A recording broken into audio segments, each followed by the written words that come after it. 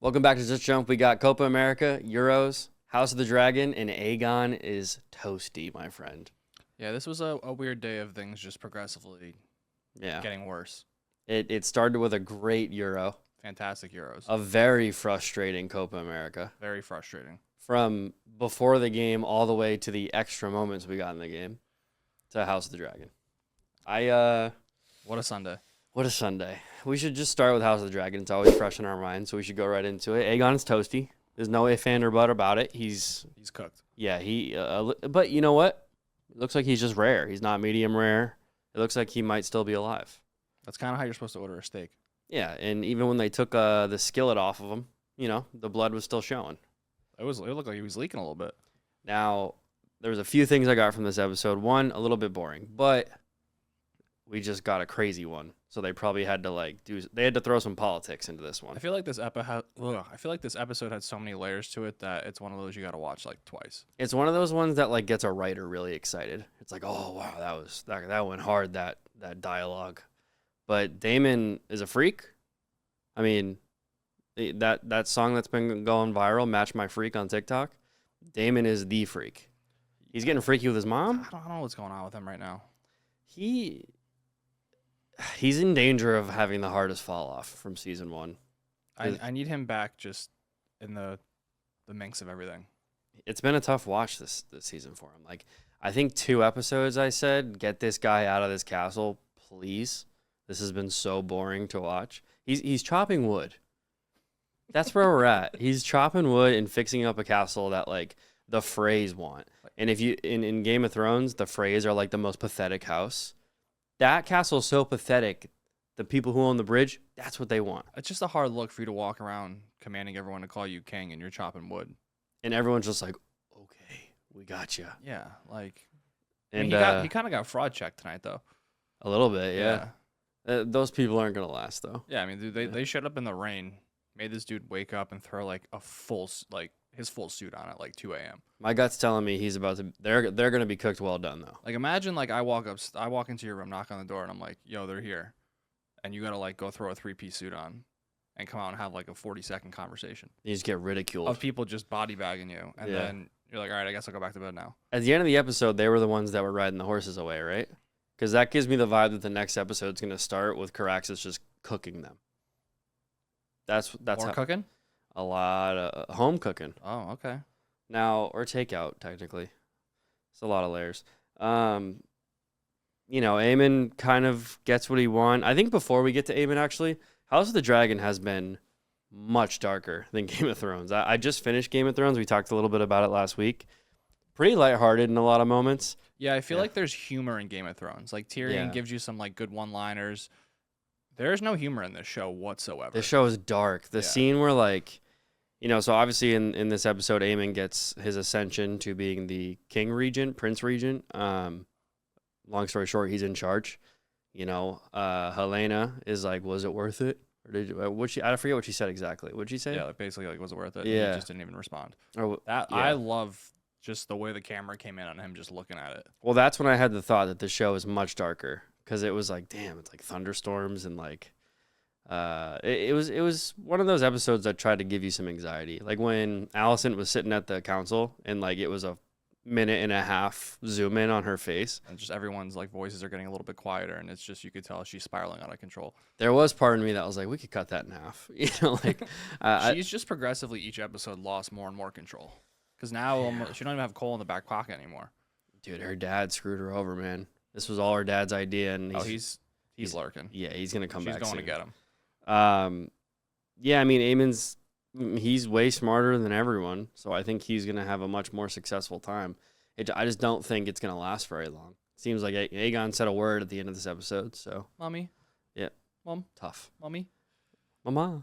And the biggest takeaway I have from this whole episode, that dog is loyal, bro. We need to protect dogs at all costs. I just love the little 30-second intervals we get of him. That dog was sitting at that rat catcher for what? Four episodes? Got to be at least 2 months, a month or two.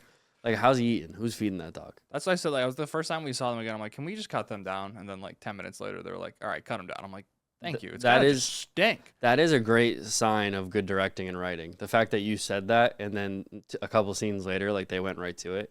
It means that they did something right.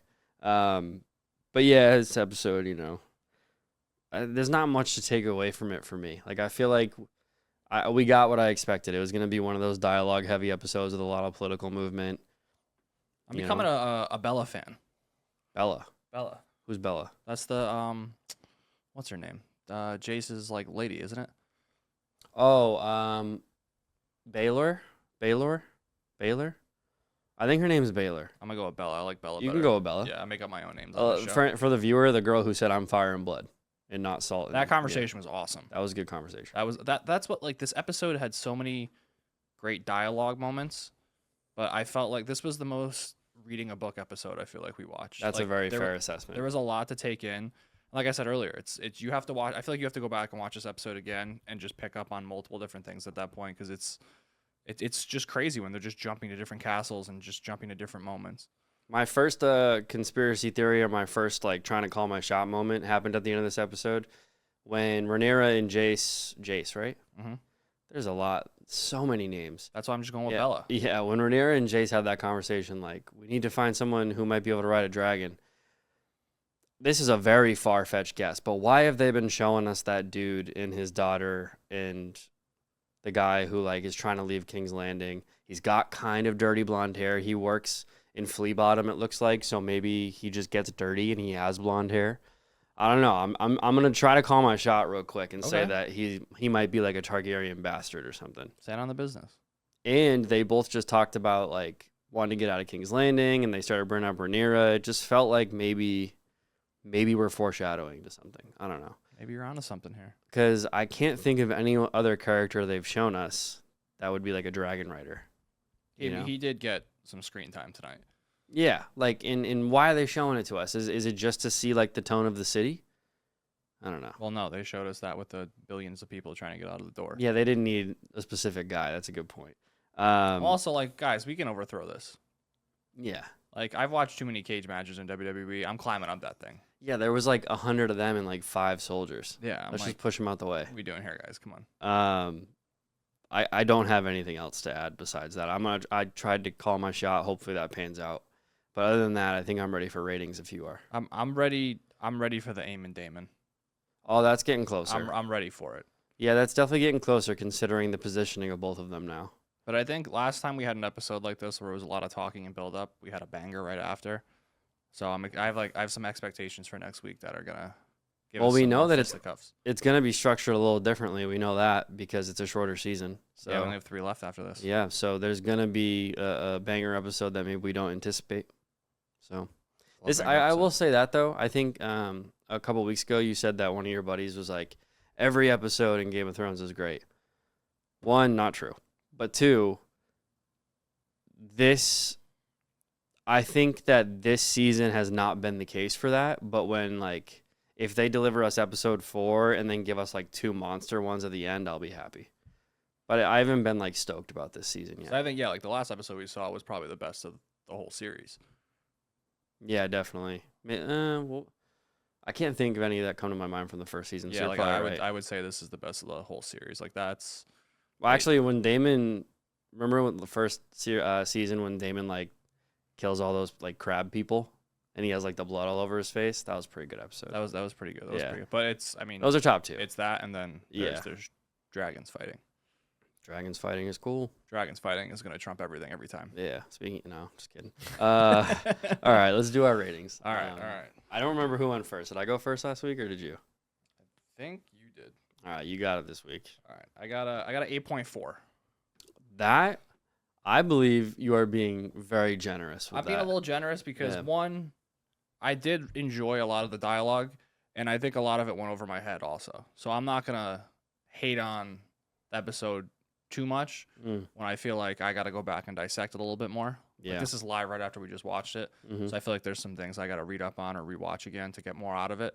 I just didn't think this was like, what was it, episode 3? I thought this was still better than episode 3. Episode 3, I was like, that was right before the pop-off. Yeah, so like episode 3 I was not a big fan of, and I think I'm going to give it a slight edge over the first episode.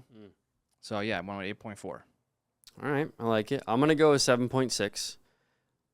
I didn't hate it. I didn't love it. I think it'll probably be necessary for the rest of the season. I think we probably, like you said, learned a lot in this episode, and there's gonna be 1 or 2 episodes in the future, hopefully, that really build off this one. We got 3 left, so yeah, we got 3 left. I'm just giving it like a okay, cool. Like I'm glad I watched it, but like, you know, it's right after the best one, so I can't be like that was sick, you know. Yeah. Okay, cool. We'll go right to I mean, we'll start Copa America. Tough game. Took forever to start.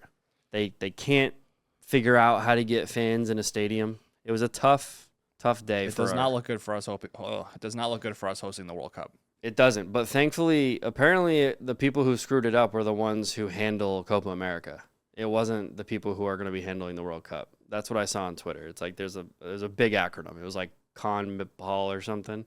But yeah, dude, I mean, they had people sneaking in like through AC units. An hour and a half delay. Is that what it was? They just kept delaying it. And then like the fighting. Come on, do it after the game. I don't care what you do. I feel like that was the biggest issue I think with the game was the pregame of us getting dragged out until the game started. Like the game was good. We watched some good footy. Yeah, it was very physical. The ref. Sometimes I get aggravated when I see this. Like the first half, it was like we're calling things here and there. The second half, there was just some stuff that they were like, all right, we'll let them play. It's like watching playoff football. I was like, all right, I guess we're just going to let them play. And I enjoy that. Like, if we're going to let them play, like, let them play. Like, it was great. And then you could tell when they got into extra time towards the end, the ref was like, I have zero control right now. I was just going to say, the second half of extra time was brutal. Yeah. Like, I think they said it on the broadcast. There was like 15 calls in like a 7-minute span or something. And that's also one of my biggest gripes with soccer. Dude, like, it's such a cool, beautiful, athletic, crazy, exciting sport. The players ruin it. Like genuinely, every time someone, and I get it, like it's the gamesmanship, like we got to hold on to the ball longer, we got to do all this bullshit. Like there was a play today where the goalie went up to catch the ball and came down and pretended his leg was hurt because it was almost the end of stoppage time. You're not hurt, dude. You're not fooling anyone. You look goalies are the worst with that. You look like an idiot on live TV because if you're not in the game, I think in the game you don't think you look stupid. But if you sat down, you're watching on TV, you're like, that guy's an idiot. You're taught that as a kid. Like when you're the goalie, like you save the ball, fall down on it. But buy some time. But he like fell down and started holding his leg like he was, and then got up like a second later. I don't know. Yeah, it's great goalkeeping today. Both goalies played very well. Probably saw the most shots they've seen the whole tournament, which was crazy. I was very confused on why it just took Argentina forever to get Martinez on the field. Yeah. And then he gets on the field and he scores. I was just very confused. I was like, we're not putting this guy in until extra time. As soon as Messi went down with a disgusting ankle, by the way, which was hard to watch. He was crying. I felt like the first time, like he definitely rolled it the first time he was down for a bit. And everyone's like, why is he down still? Like he's still playing. I was like, no, he definitely rolled it pretty good. Like that was a decent roll. Well, he called to the sideline the first time. Yeah. He was like, no, and like Messi's not the kind of guy that's just going to lay on the ground. Like he wants to play. Like, especially it could be his last kind of tournament with Argentina, especially with an injury like this after. Yeah. But the second one, you could tell it was even again. It was disgusting. The second one, I saw the video of the bend. It was like going the wrong way. I can't. It has to be broken. And even then, like when you're watching it in real time, it didn't look like it was anything serious. Almost just looked like, oh, he's banged up already. I thought it was a knee. This is the second one, and then they cut to him just so emotional, weeping in the chair. I was like, oh, he knows he's hurt bad. Well, if you break your ankle or like have structural damage in there and you're 37 years old, like I think there's part of you that goes, man, that might have been the last time I played this style of football. And then it's hard because they're like cutting into it during the game, but you're kind of in the game. You're not really noticing it. But I'm like sitting there watching. I'm like, all right, he's got one sock on, one sock off with flip-flops on. And you can see the ankle's a little swollen. But all it takes is to go on Twitter after the game and they get an actual close-up picture of it. That ankle is it looks like 2-3 ankles. It's a balloon. It's disgusting. Mm-hmm. Yeah, I hope he's better. I hope it's not serious. I mean, I think it is. I don't think that's a sprained ankle. I think there's some serious structural damage or a break in there. There's a fracture in there for sure, probably. I really hope. It's a balloon. Yeah, I hope that it's unrealistic to think it won't affect him at his age, but I hope he comes back and is fine. And then a great moment at the end, Di Maria getting called off with about 2 minutes left when they're up. His last game for Argentina. They go out on top winning the Copa America, and he's been such a vital part of them winning most of their Copa Americas.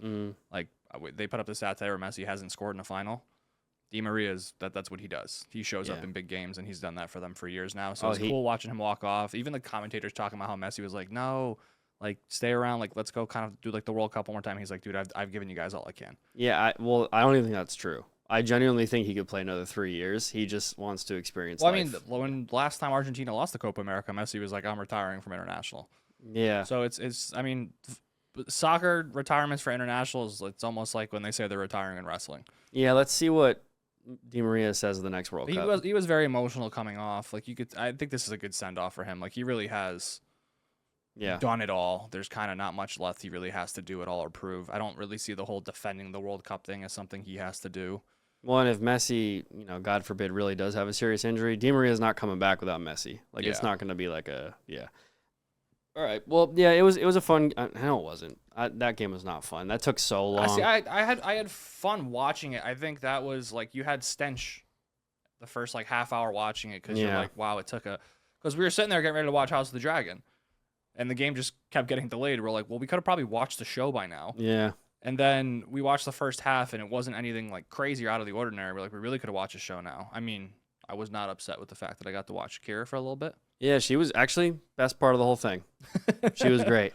And also, Hips Don't Lie, probably the greatest music video of all time. I have one note, actually. The only thing that blew my mind during this game, besides the hour and a half delay, James Rodriguez getting subbed out. Like, I was sitting there like, dude, at this point, it's been 90 minutes. Let him ride, And then, I can't lie, though, his backup was pretty exciting. Well, that was the thing. Like, them taking him out seemed very weird, because especially they did it after the break.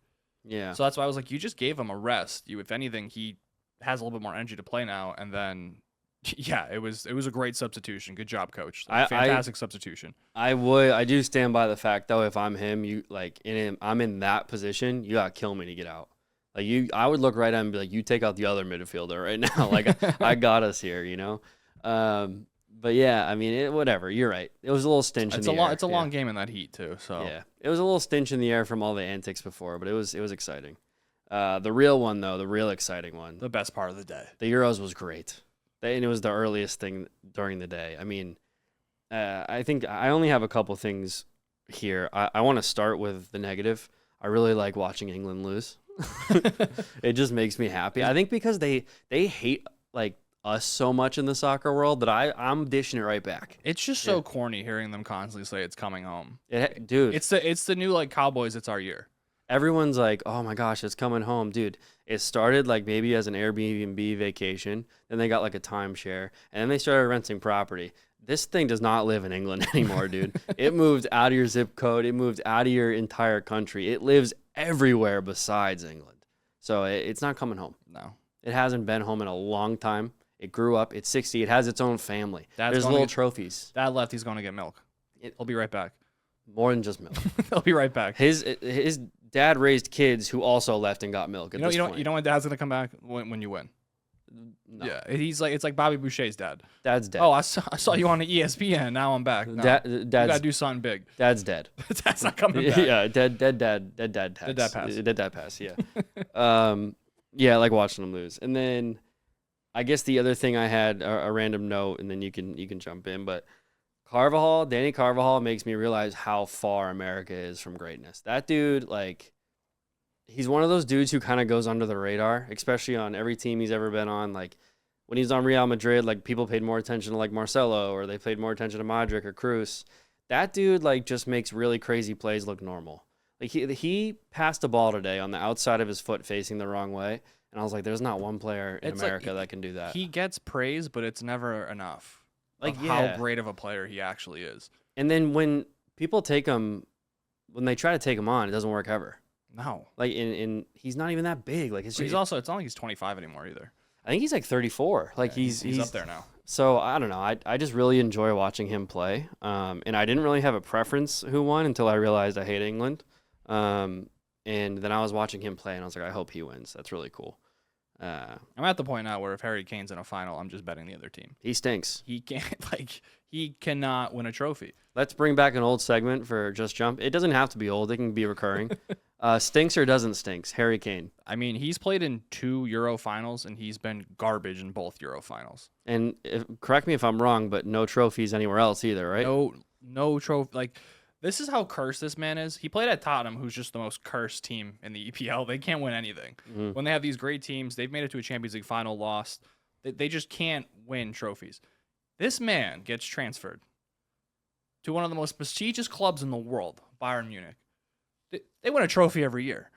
He gets transferred there. They lose like the warm-up trophy in like August. They couldn't even win that.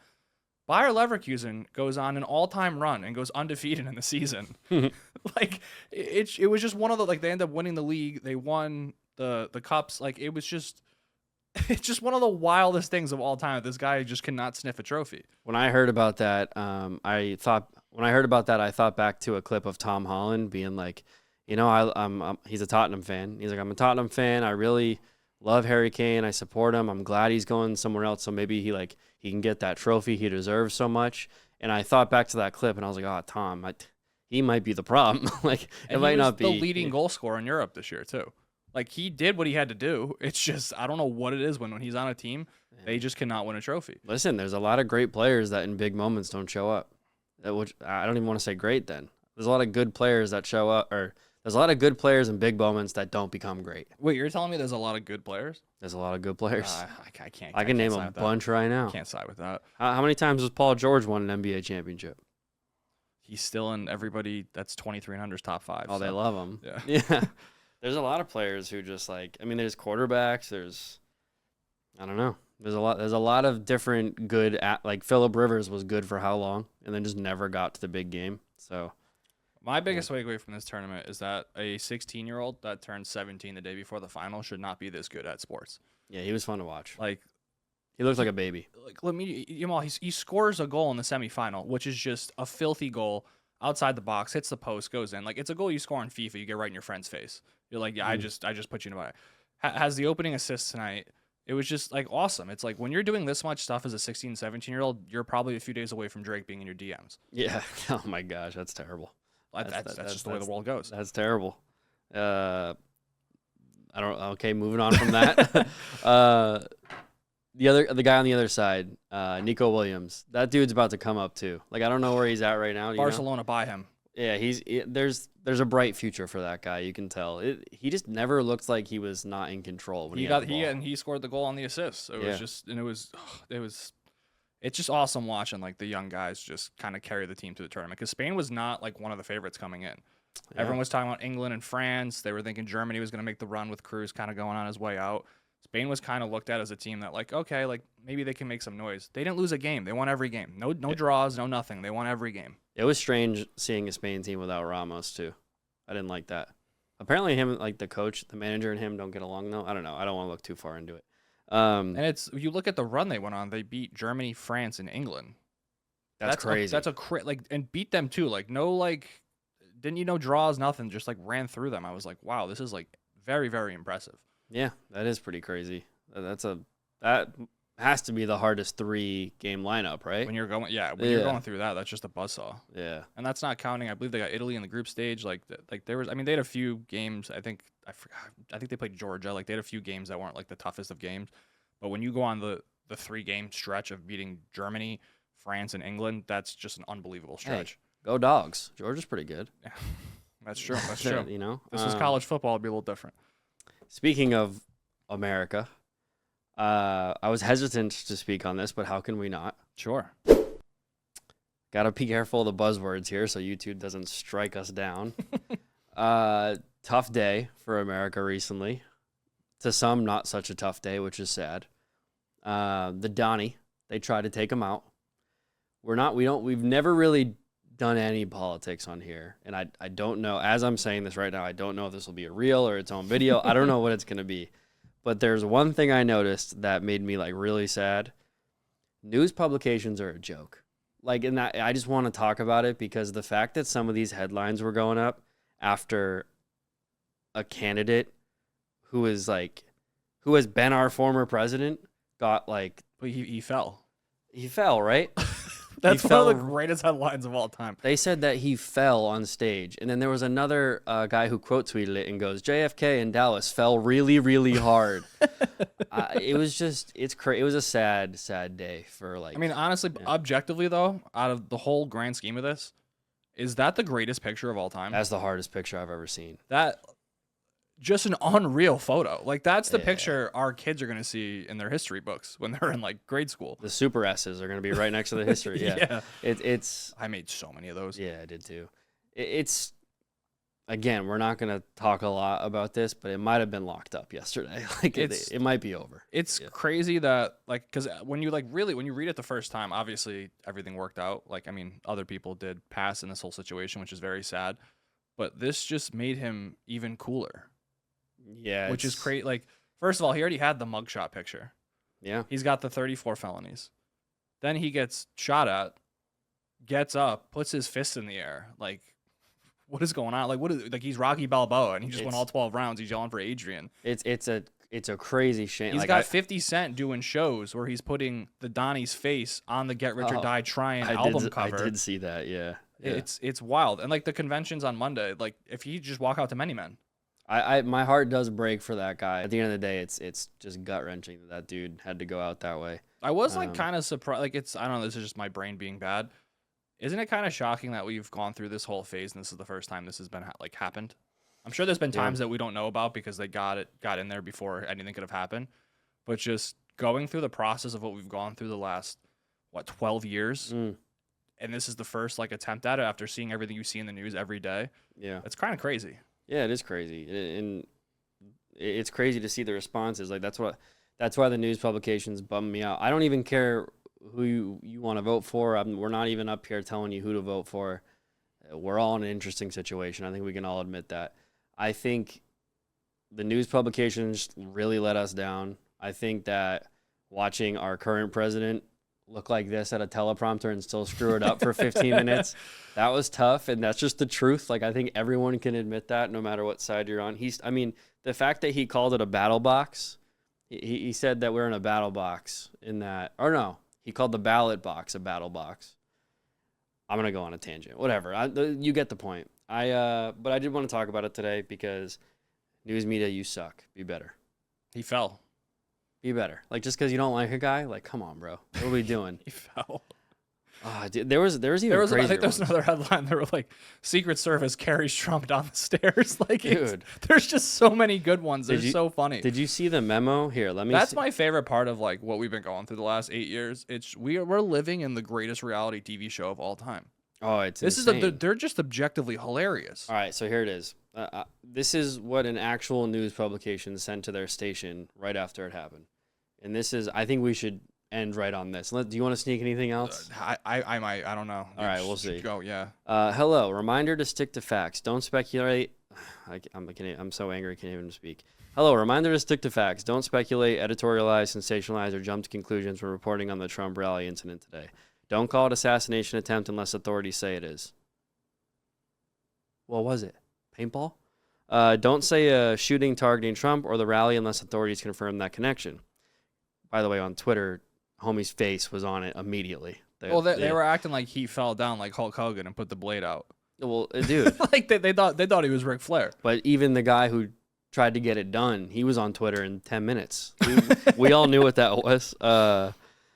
Clarify if it's actually gunshots. That's unclear at the moment. If authorities don't know, then it's okay to say that. Anchors, reminder to be mindful of body language or presenting the story. No need for serious face or adding comments and adjectives for color. No need to say scary moments today at a Trump rally. Just get to the story. All right. Chill moment. Yo, there was a super chill moment today. So basically there was like 5 pop sounds and everyone was like, fireworks or like bullets? I don't know. And then at this moment, no need for guests to comment. So they didn't want the Portnoys of the world coming onto the news stations.